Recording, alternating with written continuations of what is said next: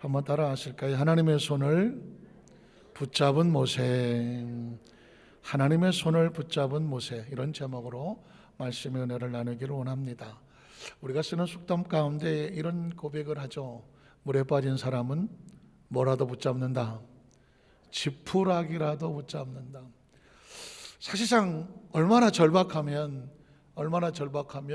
물속에서 빠져나오기 위해서 허우적거리는데 눈앞에 뭐가 보이는데 이게 지푸라기인지 뭔지 하여튼 간에 보이니까 그걸 붙잡고, 왜 붙잡을까요? 나오려고 붙잡. 그런데 여러분 보십시오. 그 지푸라기가 뭡니까? 볕단에서 조각이 떨어져 나간 부스러기잖아요. 아니 볕단이 가도 붙잡아도 몸이 뜰까 말까 하는데 그 지푸라기 붙잡으면 뜹니까 안 뜹니까? 안 뜨죠. 그럼에도 불구하고 오죽 다급하면 그 지푸라기 같은 것에도 희망을 걸고 붙잡으려고 하는 것이 인간이다. 그러나 조금 더 냉정하게 살펴보면 지푸라기를 붙잡으면 산다 죽는다. 살지 못하면 죽는 거죠. 그러니까 속담을 이렇게 바꿔야죠. 물에 빠진 사람 지푸라기 붙잡으면 산다 죽는다? 죽는다 그래야죠. 그래서 뭔가 빠졌을 때 집으려면 이게 지푸라기인지 정말 나무 토막인지 확실히 알고 붙잡아야지 아무거나 붙잡고 늘어지면 그게 나를 살리는 것은 아니다. 그러나 삶을 살다가 보면 지푸라기조차 기대를 잃어버릴 경우 있습니다. 너무 절망하고 너무 힘들고 너무 낙심되고 너무 두렵고 너무 캄캄하면 이건 뭐 지푸라기라도 잡아보자는 그런 심정도 없고 그냥 될 대로 되라 나도 모르겠다 하고 무너져 내릴 때가 있습니다. 삶의 순간을. 그런데 이게 하나님과의 관계 속에 신앙의 이런 벽에 부딪히게 되면 이건 정말 큰일이 아닐 수가 없거든요. 그런 상황 속에서 우리가 어떻게 빠져나올 수가 있을까?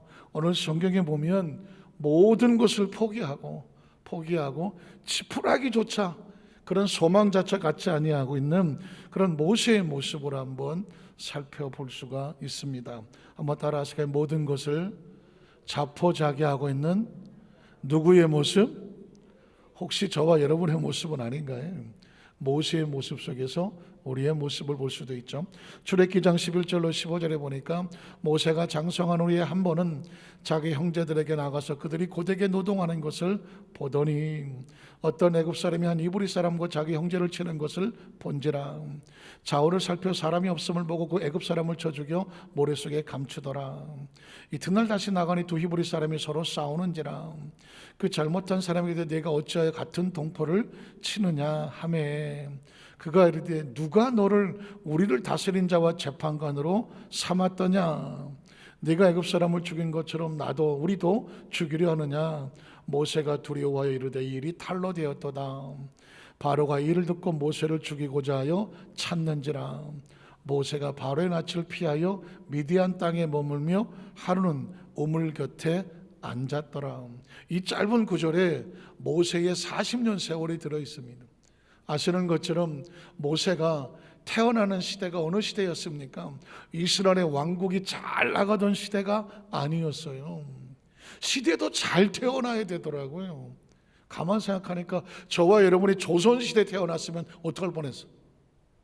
뭘 어떻게 쪽지고 물동이 들고 이보시오 처자 이러고 살아. 고려시대 태어나면 어떡할 뻔했어? 고려시대. 아니 옛날 저 선조시대 당군이 어쩌고 하던 그 동굴에 살던 말도 못하고 으지지지 하고 짐승 잡아먹고 살던 시대에 태어나면 어떡할 뻔했냐고. 아니 저 아프리카에 태어나면 아프리카가 어쩌다는 거 아니지만 아프리카 저 오지에 정말 문명의 혜택이 없는 그런 데 태어나면 어떡할 뻔했어. 이 태어나는 건 우리의 조간이 아니잖아요. 그러니까 정말 이 시대에 태어난 것도 감사해. 우리 장로님만 크게 아멘 하시. 정말 이 시대에 태어난 것도 감사한 거예요. 물론 그 시대마다 하나님께서 다 살게 하시겠지만 안타깝게도 모세는 태어나던 시기가 잘 사는 시대가 아니라 딱 죽기 알맞은 시대. 이스라엘이 노예로 애굽에 살던 시대. 태어났더니 해피 벌스데이 무슨 축하해 주는 게 아니라 태어나자마자 나오는 족족 때려 죽이려고 기다리고 있는 이 히브리 이스라엘의 사내 아이들은 다 죽이겠다고 산파한테 죽이라고 명령했던, 나오자마자 빛도 못 보고 죽어야 되는 그런 시대, 겨우 목숨을 건져서 엄마 아빠 품에 불과 몇 개월도 못 있고 아이가 커서 울음소리가 커지니까 나일강에 버려지는 시대, 자기 운명도 모르는 시대. 그리고 정말 어쩌다가 바로의 그 딸이 건져서 왕궁에서 자랐지만 아마도 자랄 때는 야, 내가 애굽 사람인가 보다, 내가 공주의 아들이니까 나는 이제 이 애굽에서 크게 성공할 거야, 아마 그렇게 자랐을지도 모릅니다. 그런데 어느 날 모세의 마음에 비극이 다가오죠. 뭘까요?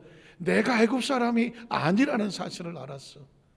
내 아버지 어머니는 저 밖에서 성을 쌓기 위해서 노예처럼 짐승처럼 고통을 당하고, 내 피를 나는 내 동포들은 저 바깥에서 애굽 사람의 분합발에 짓밟히는 그런 삶을 산다는 걸 깨달았어.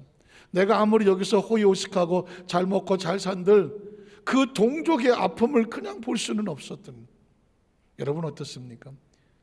모세는 어느 날 자기가 얼마나 힘들고 어려운 처지에 있는지를 알게 됐습니다. 그래서 나이 40이 돼서 내가 이대로 살 수는 없다, 내 민족을 한번 내 스스로 건져보자. 그리고 나가서 애굽 병사가 히브리 사람을 고통스럽게 하니까는 몰래 쳐서 죽여갖고 모래에 묻어버렸습니다. 그러면 이스라엘 민족이 자기를 지도자로 받아줄 줄을 알았어. 다음날 보니까 또 둘이 싸우네, 히브리 사람끼리. 그래서 당신들끼리 왜 싸우냐고 또 그걸 말렸더니 어쩌구리 아십니까? 아, 이게 뭐야, 어디서, 아니 이 사람이 당신이 언제부터 우리 지도자냐고, 어제는 애굽의 병사도 죽이더만 우리도 죽이려고 그래. 모세가 거기서 얼마나 절망을 했겠습니까?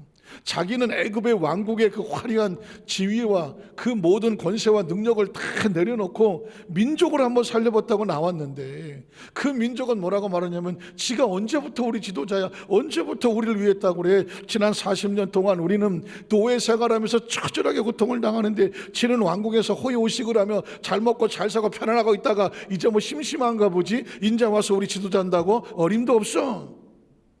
거부를 당하는 거죠. 인생의 삶을 살면서 가장 힘든 것 중에 하나가 뭐예요? 자기 의도와 중심은 알아주지 아니하고 거부하는 것 아닙니까? 사람은 이 거부당한 상처 때문에 평생을 울기도 하고 합니다. 모세는 거기서 굉장한 충격을 받았죠. 뿐만 아니라 이제는 애굽의 병사를 쳐서 죽였기 때문에 호시탐탐 이 모세를 견제하고 있는 또 다른 왕자에 의해서 저놈은 애굽을 배반한 놈이다, 잡으러 가자. 어떻게 됩니까? 피하는 신세가 됐고, 하루아침에 왕자의 자리에서 하루아침에 가장 초라하게 이스라엘에게 쫓기고 애굽에 쫓기는 그런 초라한 존재가 돼서 광야에서 홀로 오갈 데도 없이 우물가에서 물이나 먹으려고 기다리는 그런 초라한 신세가 됐다는 것입니다. 그러니까 현재 이 모습을 보면서 모세는 이제 자신이 가졌던 인간적인 백그라운드는 다 잃어버렸습니다. 점점 모세의 삶은 힘들어갑니다. 출애기 3장 1절로 4절에 보니까 모세가 그의 장인 미디안 제사장 이드로의 양떼를 치더라. 옛날 속담에 뭐 겉보리 서말이면 처가설이 안 한다고, 처가설이 뭐 전 안 해봐서 모르겠지만 굉장히 힘들고 어렵다고는 하지만 모세는 뭐 처가살이 정도가 아니라 그 집에 대릴 사이로 40년을 살았어. 이제 나이가 80이 됐어. 80이 됐어. 거기서 한때는 애굽의 군사를 천군만마를 다스리던 그 위대한 장군 같은 위엄은 다 사라지고 나이 80이 됐으니 머리는 산발이 백발이 됐을 것이고, 그 광야 사막에서 40년을 지내서 얼굴은 뭐 쭈글쭈글해서 뭐 거의 뭐 피부는 엉망이 돼서 구릿빛이 됐을 것이고, 수염은 쭉 늘어졌을 것이고, 나이 80이 됐으니 뭐 온 몸에 기력도 없을 것이고, 그리고 지팡이나 들고 양이나 쫓아다니는 신세가 돼버리고 말았다는 겁니다. 이제는 모세에게 기대할 게 아무것도 없고, 우리는 하나님의 관점에서 보는 것이 아니라 모세의 관점에서 보는 건데, 모세는 스스로 지금 얼마나 낙심이 되겠습니까? 이 한마디에 그 장인 이드로의 양떼를 치는 존재가 됐지. 그래서 그날도 별로 오늘이랑 뭐 별일이 있겠어? 양떼를 광야 서쪽으로 인도하여 하나님의 산 호렙의 이름에 야훼의 사자가 떨기나무 가운데로부터 나오는 불꽃 안에서 그에게 나타나시더라. 하나님의 사자가 이 모세를 찾으러 오는 놀라운 장면이죠. 그가 보니 떨기나무에 불이 붙었으나 그가 떨기나무가 사라지지 아니하는지라. 이에 모세가 이르되 내가 돌이켜가서 이 큰 광경이 뭘까요? 구경거리죠. 나무가 불이 붙었는데 타질 않네. 이게 무슨 구경거리지? 구경거리를 보리라. 떨기나무가 어찌하여 타지 않은 거 아니? 그때에 야훼께서 그가 보려고 돌이켜오는 것을 보신지라. 하나님이 떨기나무 가운데서 그를 불러 이르시되 모세야 모세야 하시매 그가 이르되 내가 여기 있나이다. 하나님의 관점에서 보면은요, 이건 놀라운 장면이고요, 기가 막힌 장면입니다. 저는 이 장면을 보면서 제 목회의 패러다임이 바뀌었습니다. 낙심되고 힘들고 어려웠던 어느 날 떨기나무에 불이 붙어서 떨기나무를 찾아오시는 하나님, 불꽃을 붙여주시는 하나님, 떨기나무의 힘이 아니라 불꽃의 능력으로 꺼지지 않게 하신 하나님, 어느 순간 제 눈을 열어서 이 떨기나무의 불꽃 가운데 있는 그 모습이 하나님의 사람들의 모습인 거예요. 내 힘이 안 되고 내 능력이 없고 나는 초라하고 나약하고 떨기나무란 불이 붙었으면 뭐 5분 이내 타서 없어지는 존재인데, 우리 모두가 그런 존재인데 위로부터 능력을 부어주시니 꺼지지 아니하고 불꽃의 능력이 나타나더라. 이것은 나무의 능력이 아니라 누구의 능력이더라? 하나님의 능력이더라. 어차피 예수를 믿고 하나님의 자녀가 된 것은 우리 능력으로 살아가는 것이 아니라 하나님의 능력으로 살아가고, 우리 지혜로 살아가지 않냐고 하나님의 지혜로 살아가고, 믿으십니까? 우리의 방법으로 살아가지 않으니까 하나님의 방법으로 살아가고, 우리의 미래를 내 마음대로 합니까? 하나님의 주신 계획과 꿈으로 살아가는 것이니, 이게 믿음의 눈으로 바라보면 그렇지만 지금 모세는 믿음의 눈이 아니에요. 지쳤죠, 상했죠, 꿈도 없죠, 낙심하죠. 그리고 그 광경을 보면서 하나님이 오신다가 아니라 이게 무슨 구경거리인가 쳐다보죠. 떨기나무 가운데 있는 모습을 보면서 자기 자신의 모습을 생각하잖아요. 저 광야에 있는 떨기나무나 너나 나나 별다를 게 없구나. 쓸쓸히 광야에서 이렇게 삐쩍 마른 채로 사람들에게 잊혀져 가고 흔적 없이 어느 날 사라지고 없겠지. 이게 모세의 모습이거든요. 성경은 더욱더 출애기 3장 7절로 10절에 보니까 야훼께서 이르시되 내가 애굽에 있는 내 백성의 고통을 분명히 보고 그들이 그들의 감독자로 말미암아 부르짖음을 듣고 그 근심을 알고 내가 내려가서 그들을 애굽의 손에서 건져내고 그들을 그 땅에서 인도하여 아름답고 광대한 땅 곧 젖과 꿀이 흐르는 땅 곧 가나안 족속, 헷 족속, 아모리 족속, 브리스 족속, 히위 족속, 여부 족속의 지방에 데려가려 하노라. 이제 가라. 이스라엘 자손의 부르짖음이 내게 달하고 애굽 사람이 그들을 괴롭힌 학대 내가 보았으니 이제 내가 너를 바로에게 보내어 너에게 내 백성 이스라엘 자손을 애굽에서 인도하여 내게 하리라. 아무도 아멘을 안 하네요. 여러분도 아마 모세 같은 심정일 것 같아요. 다시 읽어볼까요? 이제 내가 너를 바로에게 보내어 너에게 내 백성 이스라엘 자손을 애굽에서 인도하여 내게 하리라. 이 아멘은 목사님이 하라고 하니까 하는 아멘이에요. 실제는 아멘이 안 되지. 사실 하나님의 관점에서 보면 40년 만에 나타나서 떨기나무 불꽃 가운데 보여주면서 모세야, 내가 저 애굽에 내려가 보니까 애굽을 보니까 이 백성들이 신음하며 고통을 당하고 힘들어하더라. 내가 이제 더 이상 그들의 신음소리를 들을 수가 없어서 마음에 작정을 했다. 이스라엘 백성을 내가 여기서 건져내야 되겠다. 사람이 필요하다. 지도자가 필요하다. 네가 가야 되겠다. 모세야, 내가 너를 보내노라. 그러면 진짜 할렐루야, 이때를 기다렸습니다. 하나님 오직 이 날만 기다렸습니다. 할렐루야 했으면 얼마나 좋겠어. 이건 내가 믿음이 좋을 때야. 내가 모든 것을 준비하고 하나님 이때만 기다렸습니다 라고 하는 사람 때야. 모든 것을 잃어버리고 낙심하고 나이는 80이고 오갈 데는 없고 양떼나 치고 내가 봐도 누가 봐도 아무도 나에게 기대가 없어 보이는데 갑자기 하나님이 와서 너희가 이 사명을 맡아라. 그러면 보통 어떻게 하겠어요? 아멘 하고 싶으나 아멘이 되나요, 안 되나요? 안 되는 사람 누구야? 손 들어봐요 빨리. 안 되는 사람은 솔직한 거지. 저는요, 성경에 깜짝 놀라서, 저는 하나님께서 모세를 사용하시란다 하나님의 모습만 보였는데 오늘 이 본문은요, 저는 하나님의 모습이 아니라 모세가 되고 우리 모세의 모습을 보는 거예요. 모세가 그 얘기를 들었을 때 아멘이 안 나와. 모세가 아멘이 안 나와. 모세는 그럴 것 같아. 하나님께서 막 그렇게 말씀하시면 눈이 막 동그래 갖고 말씀하시면 모세도 눈이 동그래 갖고 이렇게 들어. 눈이 동그래서 듣는 사람은 뭐예요? 그 말을 감동이 돼서 그 말에 아멘을 하고 그렇게 하겠습니다 기대가 있는 사람이 동그랗게 뜨는 거예요. 눈 아무나 동그랗게 안 뜨죠. 여러분의 말씀을 들을 때, 와, 저 말씀이 정말 되게 나에게 주시는 말씀이고, 이 말씀을 내가 정말 내 마음에 아멘해서 이 말씀도 되기를 소원합니다. 이렇게 말씀에 기대하는 사람은 눈을 동그랗게 뜨고 보죠. 눈이 뭐 안 동그랗더라도 동그랗게 쳐다보잖아. 그런데 이게 벌써 그 말을 안 들으려고 하는 사람은 눈을 뜨지도 않아. 그냥 그래요. 하나님, 이스라엘 백성 힘들겠죠. 나도 봤어요. 힘들어요. 나도 옛날에 한번 해봤던 거예요. 근데요, 그 사람들 뭐 내가 간다고 말 들어주지도 않을 것이고, 하나님이 간다니까 가보세요. 날더러 가라고요? 아유, 나 관심 없어요. 그러면서 하고 싶은 얘기가 뭐예요? 하나님, 그 백성이 그 애굽에서 그 노예로 있으면서 지르는 그 신음소리만 들리세요? 내 지나간 광야에서 40년 동안 여기서 홀로 말기도 못하는 양떼를 이끌고 하나님을 남바라 부르면서 외롭게 부르셨던 내 울음소리는 안 들려요? 내가 하나님께 그렇게 매달리고, 하나님 어디 계세요? 하나님 도와주세요. 하나님 나에게 능력을 주셔서 이 백성을 건져내니 하나님 나를 써주세요. 이 소리는 안 들리냐고. 하나님, 나도 부르짖었어요. 나도요. 40년을요. 크리스찬들이 때로 기도하다가 이런 생각하지 않아요? 하나님, 내가 나를 고쳐달라고, 내 문제 응답해달라고, 내 이 상황에서 나를 좀 건져달라고. 내가 부르짖는 소리는 안 드세요?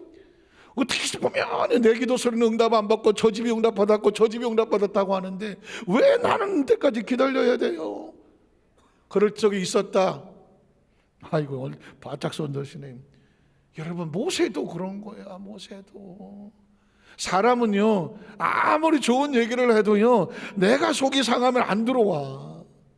그리고요, 아무리 좋은 얘기도 그건 그 집 얘기지. 급한 게 누구 얘기야? 내가 급해. 그러니 모세가 그 얘기를 들었을 때 어떡하겠어? 아유, 나도 힘들어요, 하나님. 어떻게 하느냐? 그 다음 절에 보면 모세가 하는 얘기가 하나님 앞에서 일일이 하나님 앞에 자기 아픈 얘기를 하는 거예요. 출애굽기 3장 11절 이하를 보면 모세가 하나님께 아뢰되, 자, 하나님께서 모세에게 이제 얘기를 했더니 모세가 자기 심정을 말하는 거예요. 모세가 하나님께 아뢰되, 내가 누구이기에 바로에게 가며 이스라엘 자손을 애굽에서 인도해 내릴까? 누군가 와서 야, 당신이 이것 좀 하고 해줘야 돼. 그러면 여러분께서 만약에 내가 정말 감사하면 그래, 고마워하지만 내가 마음이 상하고 힘들어. 그러면 무슨 대답해요? 내가 뭔데? 한번 따라하실까요? 내가 뭔데? 그 얘기는 뭐예요? 나 안 삐졌다는 얘기야. 나는 뭐 그 얘기 별로 그렇게 반갑지 않다는 얘기야. 내가 한다 그럴 때는 뭐 하다가 뭐 안 된다고 그러더니 이제 와서 당신이 하라고. 내가 뭘 해본 적 있다? 또 손 맞아. 애가 손을 들은 깜짝 놀랐네. 그러지 않아요. 사람이란 그래. 하나님, 뭐 내가 뭔데 왜 날려? 이 얘기는 절대 좋은 이야기가 아니에요. 마음이 상하고 마음이 답답하고 마음이 다쳐서 하는 거예요. 오늘 성경 속의 이 모세의 상황을 가만히 보면 저와 여러분이 신앙생활 하면서 믿음생활 하면서 사명과 직분을 감당하면서 적어도 한두 번쯤은 겪어봤던 이야기들이야. 하나님, 내가 누군데요? 바로에게 가며 이스라엘 애굽에서 인도하여 내릴까? 이건 겸손한 대답이 아니에요. 아유, 저 같은 사람은 그런 겸손한 이런 얘기가 아니라요. 아니, 내가 나설 땐 가만히 계시다가 인제 와서 나이 80대 80 인제 와서 날더러 하라고요? 아이고, 뭐 내가 줄게. 스스로 자기를 그렇게 하면서 하나님의 말을 듣지 않으려고 하는 거 아닙니까? 13절에 보면 모세가 하나님께 또 아뢰는 거죠. 내가 이스라엘 전에 가서 이르기를 너희 조상의 하나님이 나를 너희에게 보내셨다고 하면 그들이 내게 묻기를 그의 이름이 무엇이냐 하리니 내가 무엇이라고 그들에게 말하리까? 말은 길지만 뭐예요? 난 하나님의 이름도 모릅니다. 하나님의 기억도 가물가물합니다. 40년 만에 왔으니 40년 연단말할 동안 한 번도 하나님의 음성이 없었는데 40년 만에 왔으니 모세가 난 하나님의 기억도 안 나요. 하나님 누구세요? 하나님의 이름도 몰라요. 가물가물합니다. 이 모든 이야기는 난 아닙니다라고 말하지만 하나님에 대한 가슴 아픔을 쏟아넣고 있는 거 아닙니까? 그랬더니 또 그 다음 절에 사도행전 4장 1절에 보면 모세가 또 대답하자 이르되 그러나 그들이 나를 믿지 아니하며. 사실은 저도 이제 처음 사역을 하면서 제일 불안하고 초조했던 게 뭐냐면, 제가 이제 나이 30에 전도사가 됐거든요. 아니 그 전에 22살에 개척교회 전도사를 2년 한 적도 있었는데, 그때는 그냥 모르고 20살 때 전도사 할 때는요 진짜 지금 생각하면 기가 막혀. 22살, 21살, 22살, 22에 군대를 갔으니까 20살, 21살 2년 동안 개척교회 전도사를 하는데요, 아니 내가 뭘 알겠어. 강단에서 설교를 하는데 담임 목사님이 기도원 가시는 바람에 그 수요 설교하라고 그래갖고 나는 진짜 죽을똥살똥 진짜 뭐라고 설교했는지 모르겠네. 아니 앞에 사모님하고 권사님하고 성도들이 앉아서 펄펄 울고 앉아있네. 나 당황했어요. 그리고 제가 야간에 신학을 다니고 낮에는 대우의 직장을 다니면서 경비실을 나가려고 그러면 그 경비 그 실장님이 경비 반장이라든가 그 양반이 그 교회에 개척교회의 피택 장로 되실 분이야. 안술 입사인데 다음 내년에 장로 되실 분이야. 키가 제 생각엔 80 이상, 1m 80 이상 돼. 아이고 저만 학교 간다 그러면, 지금 제가 그때 21, 22 때 그 양반은 아마 40 중반은 되지 않았을까? 최소한. 아이고 90도로 인사를 해요. 전사님 다녀오십시오. 그래갖고 너무 민망스러워서 경비실에 그분이 계시지 않을 때 이렇게 봤다가 그냥 튀어나오게, 그게 일이었어. 제가 20대 때는 그랬어요. 근데 30에 여의도교회 전도사로 출발을 하려고 하자 보니까 덜커덕 겁이 나더라고.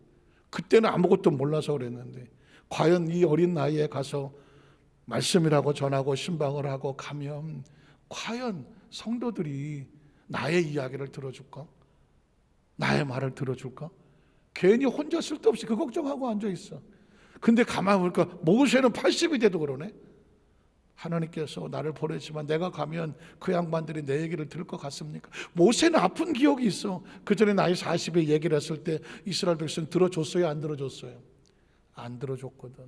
사람이 한번 거부를 당하면 겁이 나죠. 다시 하고 싶지 않거든. 자, 그래서 묻는, 하나님 나 보내도요 그들이 나를 믿지 아니하고 내 말도 듣지 않고요 이러기를 뭐라고 말해요? 하나님이 너 같은 사람을 보냈겠냐? 너에게 나타나지 아니하리라. 이게 지금 모세의 마음속에 있는 두려움과 절망과 낙심과 좌절과, 그리고 하나님의 말씀에 대해서 내가 이를 감당하지 못하겠다고 핑계를 대는 거죠. 10절에 보면 모세가 또 야르되 오 주여 나는 본래 말을 잘하지 못한다. 이게 40년을요 말귀를 몰아듣는 양떼를 치니, 애굽에서 모세가 말을 배워서 히브리 말도 배우고 애굽 말도 배웠지만 애굽 말이든 시굽 말이든 다 잊어버렸어. 40년을 안 쓰니까. 그 미디안 족속의 그 이드로 그 사람들은 또 다른 족속이야. 그들의 언어는 또 다른 언어를 썼을 거예요. 그러니까 여러분 어디 가서 40년 동안 한국말 안 써봐요. 그 말이 어눌하죠. 재밌는 것은 제가 1999년도에 미국 선교사를 갔는데 가자마자 영어 배우려고 제가 얼마나 애를 썼겠습니까? 뭐 한국에서 영어를 공부했지만은 미국 가서 영어를 배우려고 정말 열심히 했어요. 그런데 한 1년 되고 나니까 이상한 현상이 벌어지더라고. 영어도 안 되고 한국말도 안 돼. 영어도 안 되고 한국말. 아마 미국 가서 살아보신 분은 아실 거예요. 이따가 보면 영어만 자꾸 쓰니까 해도 영어는 완벽하지 않아. 영어를 자꾸 쓰다 보니까 한국말이 안 돼. 그래서 설교를 하다가도 갑자기 한국말이 생각이 안 나. 그러면 영어를 갖다 대고 또 영어 하다가도 한국말, 뭐야 이거. 아니 이건 꼴에 1년 살았다고 한국말 잊어버렸어요. 근데 미국에서 이민 갔던 사람들 다 하는 얘기가 뭐냐, 초창기에 그런 고민을 해요. 한국말이 잘 생각이 안 나. 여러분 1년, 2년, 10년, 20년 살면 뭐 더 잊어버리고. 모세는 40년입니다. 40년. 자기가 하는 말이 이제 나는요 그곳에 가서 해봤자 내가 말이 기억이 안 난다. 지금 할 수만 있는 모든 핑계를 다 대고 있죠. 13절에 보면 모세가 마지막으로 하는 거죠. 오 모세가 이르되 오 주여 보낼 만한 자를 보내소서. 사람 잘못 보셨습니다. 잘못 찾아오. 이렇게 얘기하는 모세의 표정을 만약에 본다면 모세는 지금 겉으로 울지 않으면 속으로 운다. 왜 그랬을까요? 처절하게 실패해버린 자기 인생, 처절하게 거부당한 자기 인생, 초라하게 광야에 쫓긴 자기 인생, 양이나 치고 있는 가슴 아픈 현실, 내가 이 나이에 뭘 하겠냐? 지금 내가 뭘 하겠습니까, 하나님? 내가 이제 나가서 뭘 한들 누가 날 받아주겠습니까? 누가 내 이야기를 들어주겠습니까? 사실 모세가 두려워하는 것은 처절한 절망과 낭망입니다. 어쩌면 모세는 하나님을 향한 기대를 잃어버렸을지도 몰라요.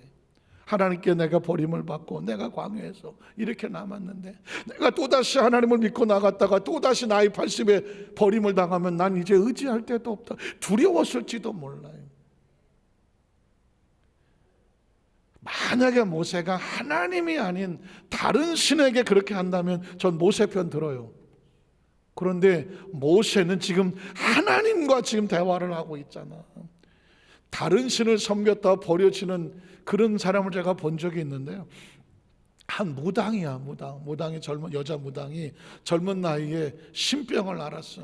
신병을 앓으면은 그 신내림을 받아야 된다 해서 계룡산, 태벽산, 우리나라 좋다는 산은 다 돌아다니면서 신 받으려고 밤새 헤매고 돌아다니고, 그러다가 어쩌다가 신을 받았어. 그래갖고는 무당을 더 큰 무당을 찾아가서 신내림 구술하고, 그래서 이제 무당이 됐어. 용하다가 그래서 작두도 타고 사람들을 찾아와서 하루 종일 굿도 하고, 그러다가 보니까 무슨 일이 벌어졌느냐? 남편이 밤에 도망을 갔어. 아니, 이건 마누라가 시퍼런 작두 위에 올라가서 날마다 타고 막 이러고 자다가도 막 방울 흔들고 하고 이러니 남편이 살겠어? 무서워서 도망을 갔어. 그러다가 또 무당 아들 딸들이라고, 애들이 중학생인가 그런데 학교에서 친구들이 다 무당 아들 딸들이라고 애들을 갖다 막 놀리고 막, 그러니까 얘네들이 왕따를 시키니까 학교 생활을 못해. 그래서 친정인 강원도로 보냈어.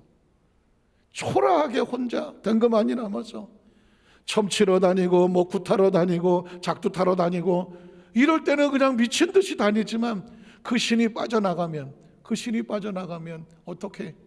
그 허탈함과 허망함이란 이름은 완전히 철저하게 버려지는 심정이라는.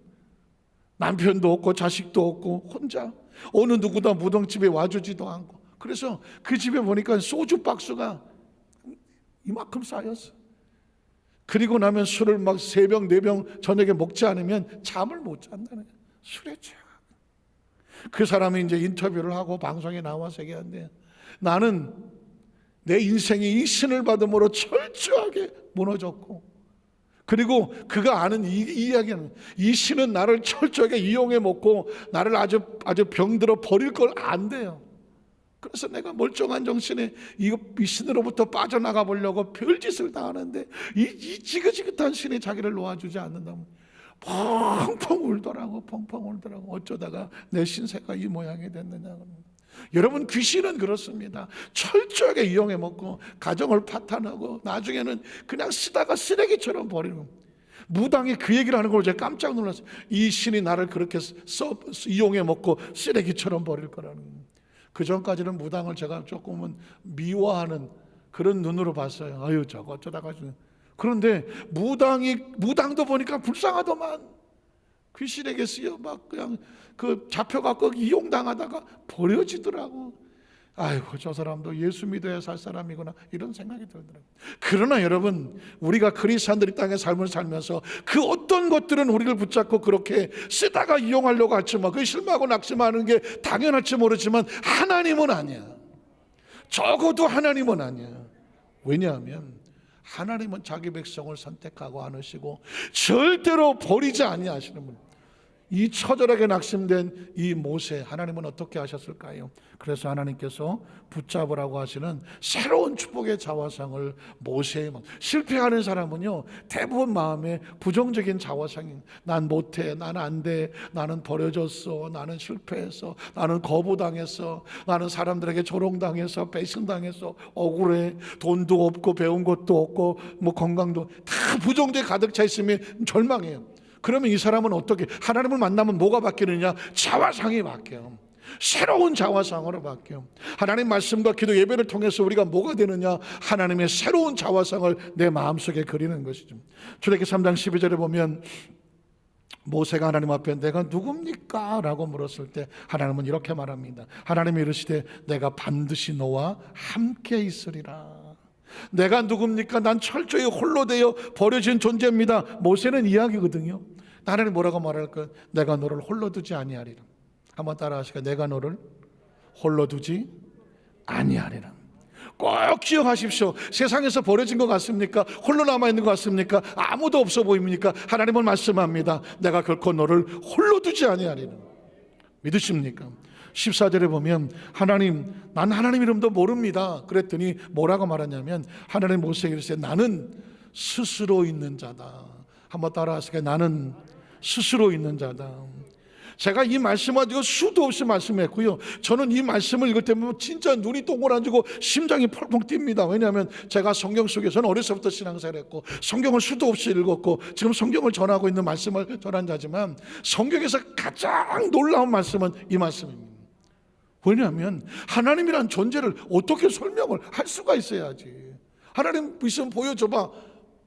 많이 들었잖아요.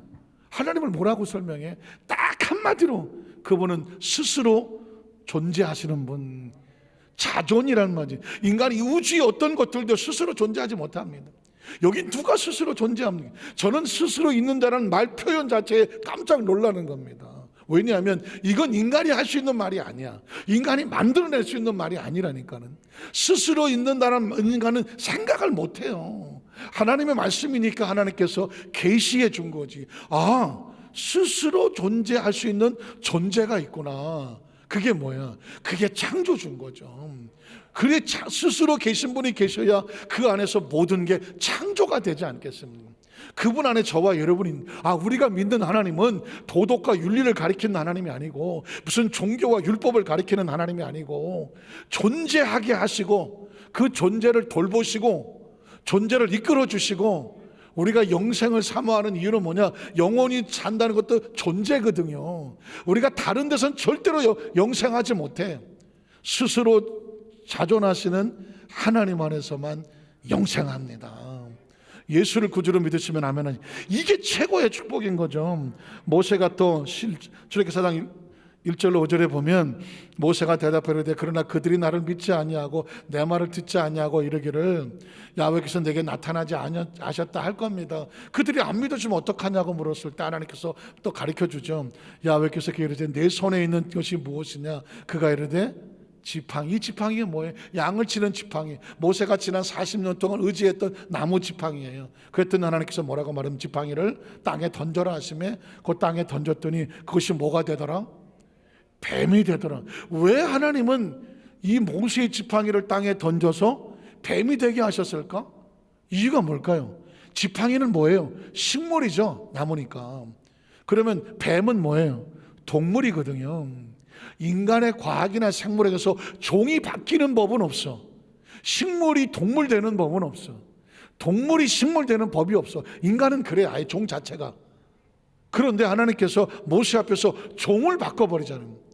종을 바꾼다는 이야기는 이건 인간의 영역을 넘어서는 기적을 보여주는 것이거든요. 그런데 이 기적은 인간은 못해. 지금 과학이 아무리 발달해도 동물을 식물로 바꾸고 식물을 동물로 바꿀 수는 없어. 그런데 이건 누가 하느냐? 하나님의 영역이거든. 아까도 말씀했지만 하나님은 스스로 계신 분이라고 말했거든요. 스스로 계신 분 앞에 나머지 기적은 그냥 장난이야. 동물이 식물이 이건 아무것도 아니야. 그러나 사람들은 뭘 받아야 믿냐? 기적을 봐야 믿더라고. 기적을 봐야 믿어. 네 말을 듣지 아니하면 너에게 기적이 나타나도록 내가 능력을 행하리라, 이 말이거든. 예수님을 구주로 믿으시면 아멘 하시고, 지금도 예수님 안에서 기적이 나타나는 이유가 뭔지 아십니까? 때로 영혼을 구원하기 위해서, 하나님의 존재를 위해서 기적이 필요에 따라 나타나는 것입니다. 저도 목회를 하면서 수많은 고민이 뭐냐, 하나님, 예수 이름으로 기도를 하면 제 목회 사역 속에 엄청난 기적이 있었어요. 엄청난 기적들이 있었어요. 그러나 내가 꼭 기도한다고 기적이 나타나지는 않아. 왜냐하면 기적의 주체는 하나님이야. 하나님입니다. 모세의 지팡이가 뭐 뱀이 됐다가 왔다 갔다 해서 그 지팡이에 능력이 있는 게 아니야. 그 지팡이로 던져라 집어라고 하시는, 말씀하시는 하나님의 말씀에 능력이 있는 거예요. 믿으십니까? 그러니까 저는 제가 아무리 기도하고 하는 역사할 때 왜 역사가 나타나는지 나는 몰라. 언제 나타날지도 몰라. 그러나 확실한 건 있어. 하나님의 말씀에 순종하여 말씀을 선포하면 믿는 자들에게는 기적이 나타나더라.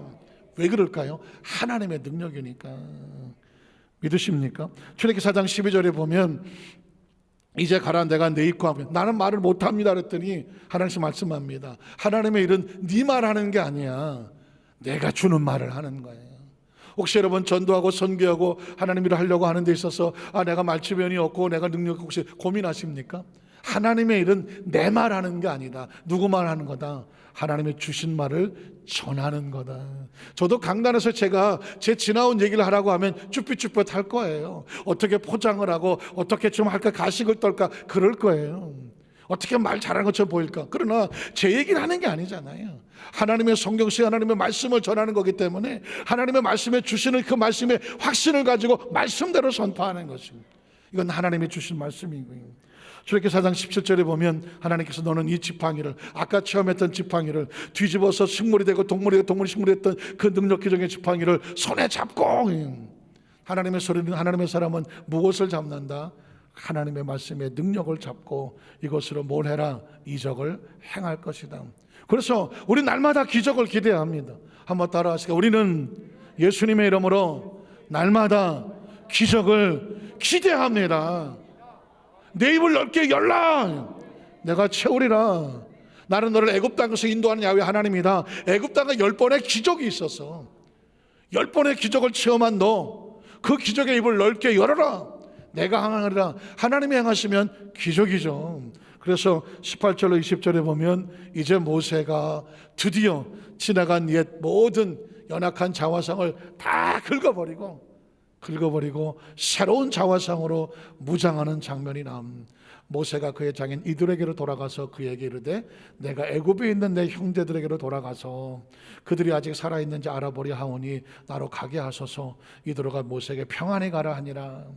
야훼께서 미디안에서 모세에게 이르시되 애굽으로 돌아가라. 내 목숨을 노리던 자가 다 죽어. 한번 따라 하시까? 내 목숨을 노리던 자가 다 죽었느니라.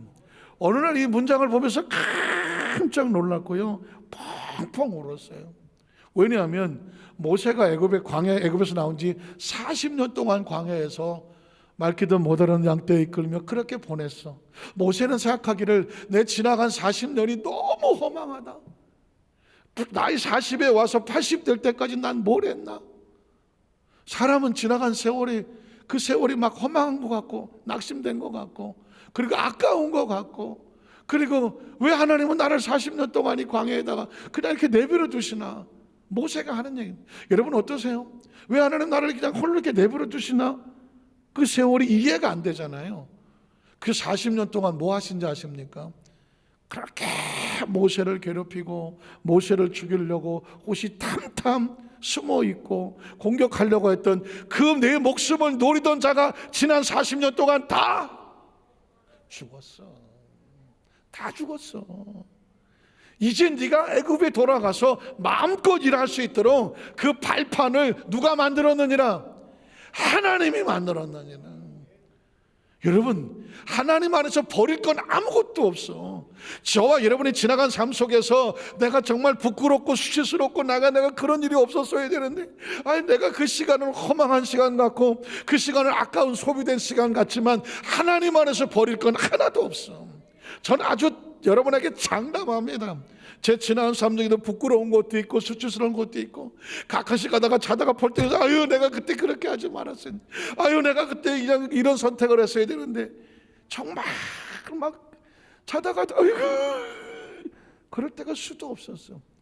그런데 가만히 정신만 조금 차리고 보면 하나님은 그걸 통해서 만드셔서 결국은 이걸 잘라내고 깎을 거 깎아내고 해서 작품을 만들려고 하신 거예요. 그러니 하나님께서 조각을 만드는데 잘라낸 것 중에 잘라낸 것에 이유 없는 건 아무것도 없어. 그건 저와 여러분을 만들어 가시려고 하시는 과정이다. 심지어 모세에 지나간 40년도 네 목숨을 노리던 자를 내가 다 40년 동안에 다 정리를 했다는 것이죠.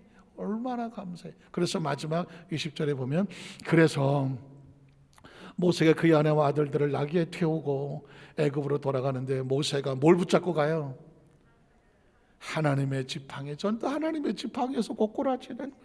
이 지팡이는 지난 40년 모세가 자기 몸을 의지하던 나무 지팡이잖아. 이게 무슨 힘이 있겠어 이거. 그런데 하나님께서 그 지팡이를 말씀에 순종하여 다시 붙잡는 기적의 지팡이 됐더니 이름이 바뀌었어. 무슨 이름? 하나님의 지팡이. 한번 따라하시고, 하나님의 지팡이, 하나님의 지팡이, 하나님의 지팡이. 예수를 믿으면 저와 여러분이 똑같은 나무 지팡이인데 예전엔 모세의 지팡이였지만 하나님의 지팡이가 되는 거예요. 하나님의. 예수를 믿고 나서 여러분이, 저와 여러분이 예수의 십자가를 바라보면 분명히 죄인인데, 나무 지팡이인데, 그 십자가의 보혈을 통하여서 말씀에 순종하여 던져졌다가 다시 붙잡히니까 뭐가 되더라? 하나님의 지팡이, 하나님의 사람, 의로운 자라고 일컬어주는 것이고, 연약하고 부족함에도 불구하고 하나님의 성령이 위로부터 능력을 부어주시니까 이젠 내 힘으로 살아가지 아니하고요, 하나님의 능력으로 살아갈 수 있는 권세 있는 자가 되어져라. 제가 이렇게 원래 이렇게 말을 남의 앞에서 이렇게 말을 천연덕스럽게 하고 말씀을 증거하고 이런 거 할 줄 몰랐던 사람이에요. 굉장히 제가 의식도 많이, 아주 어렸을 때는 여러 사람 앞에서 뭐 노래도 못하고 뭐 찬양 뭐 이런 건 생각도 못하고 나서지도 못하고 자신 별로 없었던 사람이에요. 그런데 어렸을 때부터 하나님께서 교회에서 훈련을 시키면서 뭐 학생회 잘하고 부흥회가 성가되고 이러는 과정 속에서 하나님이 만들어 가시더라고. 결국 여기까지 이렇게 온 것은 제가 원체 말재주가 좋아서 그게 아니라 하나님께서 끊임없이 말씀으로 무장하고 하다 이제 막 차고 말씀이 바깥으로 목구멍에서 튀어나오게 하시면서, 이건 제가 말하는 게 아니거든요. 아, 이건 하나님의 능력이구나. 말씀의 은사는 누가 주시는가? 하나님이시니까 그 말씀의 지팡이를 붙잡을 수밖에 없는. 병든 육체도 마찬가지입니다. 내 몸에 병들은 나무 지팡이 같잖아. 그러나 예수의 십자가의 보혈로 정결케 하여 말씀에 순종하니 변하여 깨끗하고 건강한 지팡이, 하나님의 지팡이가 되는군요. 예수 믿고 구원받고 치료받는 것은요, 말씀 붙잡고 변화되는 것입니다. 가난과 저주를 제거하여 주셔서 축복의 용건도 하나님으로부터 오는 것이고, 이 세상에서 끝나지 않아요. 확신합니다. 저와 여러분은 천국에서, 하나님의 나라 속에서 영원히 거할 것을 믿습니다. 스스로 자존하신다는 하나님의 비밀을, 전 제일 궁금한 게 그거야. 다른 거 궁금한 것보다 하나님 어떻게 스스로 자존하십니까? 그게 궁금해. 존재하니까. 그러면 그 하나님 안에서 우리가 어떻게 영원이라는 것을 꿈꾸며 갈 수 있겠습니까? 엄청난 설레임 아닙니까? 이 설레임은 하나님 안에서 가능한 것입니다.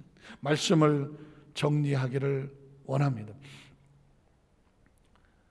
조영희 목사님 서천하시고 나서 형제교회 목사님들, 제자들이 이제 모여서 목사님을 추모하며 하면서 글을 이제 쓰기로 했어요. 그래서 A4 용지 3장 뭐 정도 하고 추모사 붙여서 해서 이제 형제교회 목사님들이 적어도 20분 이상이 되니까, 그리고 더 많으니까, 영목회에 많으니까는, 그래서 그 책을 만들어서 나오면 어떻게 조 목사를 만났는지, 목사님과의 여러 가지 많은 에피소드, 그다음 목사님한테 배운 거, 그다음에 삶의 적용, 목사님에 대한 감사, 어떤 이런저런 걸 해서 쓰고, 그리고 이제 제목을 좀 적으라고 하더라고요.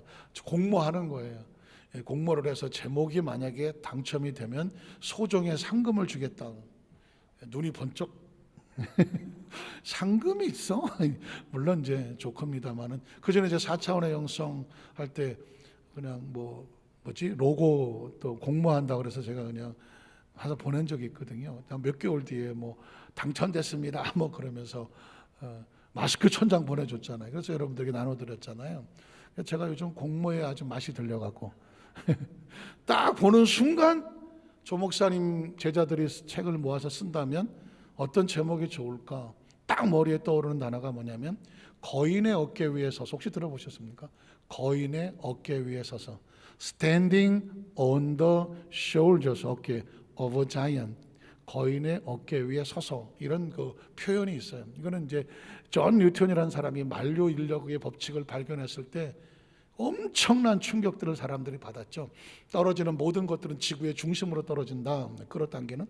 그거를 이제 기자들이 보면서, 아니 어떻게 그런 법칙을 발견했습니까? 그랬을 때 존 뉴턴이 이런 말을 했습니다. 아, 내가 머리가 좋아서 한 거 아니라 내 앞에 있었던 선배 과학자들이 다 쌓아놓은 그 학문 위에 그 위에 서서 그들의 한 걸 보니까 그게 보여지더라. 그래서 자기 선배 과학자들을 거인이라고 쓰고 자기는 standing on the shoulder, 그 거인들의 어깨 위에 서서 보았을 뿐입니다 라고 겸손하게 표현한 것입니다. 근데 가만히 보니까 우리가 조영교 목사님이 이루신 그 영적 거인의 어깨 위에 서서 우리가 그 너머 순복음의 오중모 삼박자 축복을 보게 된 것이잖아요. 그래서 standing on the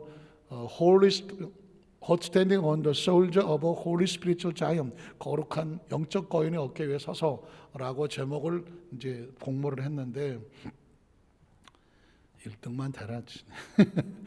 당첨됐으면 좋겠지만 또 선정은 또 딴 사람이 하고 만에 당첨되면 또 마스크를 줄지 모르죠. 제가 이 이야기하는 게 뭐냐면 모세 스토리를 설교를 하면서 주저앉아 있는 모세를 하나님이 내 어깨 위에 올라와라. 무슨 말인지 아시겠습니까? 모세야, 절망하고 자들하지 말고 내가 무등 태워줄게. 무등 내 어깨 위에 올라와. 우리 아직 어렸을 때 엄마 아빠가 또는 할머니 할아버지가 할머니 저거 안 보여요 그러면 어떻게 했어요? 무등을 태워줘서 그것도 야 이거 들어주잖아요. 보이냐 그랬더니 잘 보여요 이거 하지 않았어요?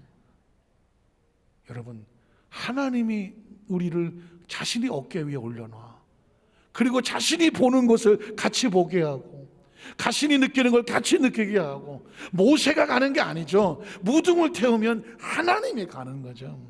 무등을 태우고 가면 모세가 말하는 게 아니죠. 하나님이 말씀하는 거죠. 능력도 하나님으로부터 오는 거고요, 역사도 하나님으로부터 오는 거예요. 저와 여러분 예수를 믿고 하나님의 자녀가 됐다는 얘기는 십자가 위에 무등을 탔다는 거예요. 그 십자가에서 능력이 나타나고 십자가에서 역사가 나타나고요, 그 십자가를 믿고 의지하면 그 십자가가 저와 여러분을 천국까지 이끌어가는 거예요. 그래서 반드시 잘 될 수밖에 없고요, 잘 돼야 하고요, 그리고 우리의 삶은 그 십자가 위에서 십자가가 이끌어가는 최고의 작품이 될 줄로 믿습니다. 그 소망을 꼭 붙잡고 가는 사람을 크리스찬이라고 말하네. 그 축복의 주인공 된 것을 늘 믿고 승리하시기를 주님의 이름으로 축원합니다. 기도하겠습니다. 하나님 아버지 감사합니다.